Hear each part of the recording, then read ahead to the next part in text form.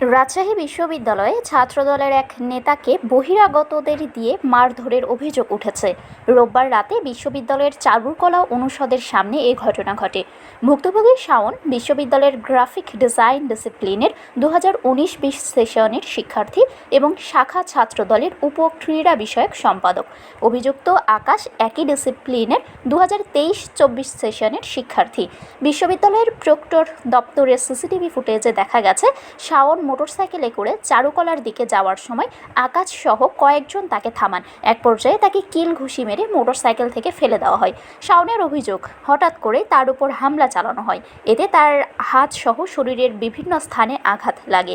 এ ঘটনায় জড়িতদের বিরুদ্ধে শাস্তিমূলক ব্যবস্থা নেওয়ার দাবি জানান তিনি। ঘটনার কারণ হিসেবে তিনি জানান, প্রথম বর্ষে ভর্তি হওয়ার পর একদিন আকাশ চারুকলা মঞ্চে ধূমপান করছিলেন। সেখানে উপস্থিত সিনিয়র শিক্ষার্থীদের স্থান ছাড়তে বলে বিষয়টি নিয়ে তাদের মধ্যে কথা কাটাকাটি হয়। এছাড়া আকাশ বিভিন্ন ঘটনায় তার নাম ব্যবহার করতেন বলেও অভিযোগ করেন শাওন। বিশ্ববিদ্যালয়ের প্রক্টর ডক্টর মাহবুবুর রহমান বলেন, উভয়ই বিশ্ববিদ্যালয়ের শিক্ষার্থী। পূর্বের বিরোধের জেরে বহিরাগতদের এনে মারধরের ঘটনা ঘটেছে। ঘটনাস্থল থেকে একজন বহিরাগতকে আটক করা হয়েছে। অভিযোগ যাচাই করে প্রয়োজনীয় ব্যবস্থা নেওয়া হবে।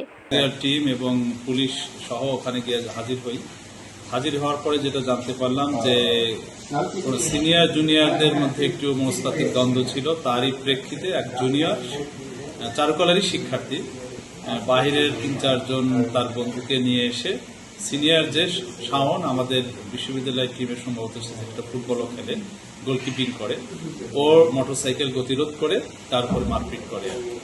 তো এইটা ঘটনা যখন 3-4 জন সঙ্গে ছিল, সাথে যারা ছিল ওরা দ্রুত ওকে মারপিট করে পালিয়ে যায়।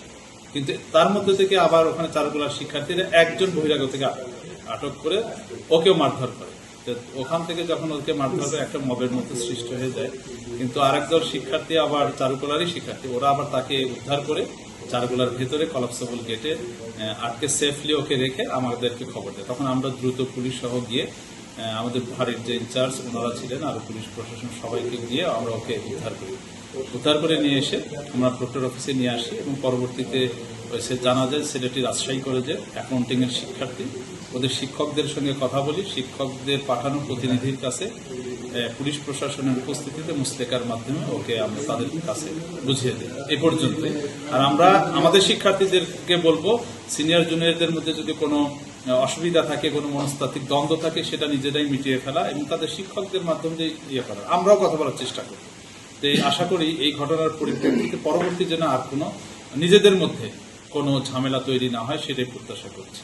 তবে হ্যাঁ, এটাও বলে রাখি, কেউ যদি ফার্দার এই বিষয়টা আমরা অবশ্যই দেখব, আর ফার্দার যদি কেউ আবার বিশৃঙ্খলা করার চেষ্টা করে একদম স্ট্রেট তাদের বিরুদ্ধে আইনানুগ যথাযথ ব্যবস্থা নেওয়া হবে। স্ট্রেট বলে দিচ্ছি। চারুকলায় বিভিন্ন সময় দেখা যায় যে এই ধরনের কর্মকাণ্ড বা বহিরাগতদের নেশে মারধরের ঘটনা ঘটে প্রায়শই। এই বিষয়ে কি আপনাদের কোনো পদক্ষেপ থাকবে কিনা?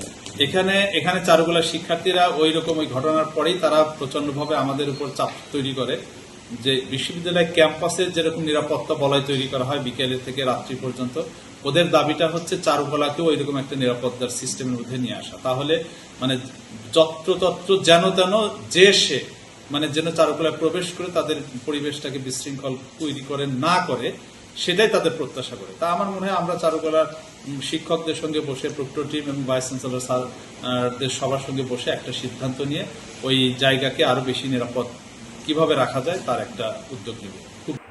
শারমিন শিমু, বরেন্দ্র টেলিভিশন।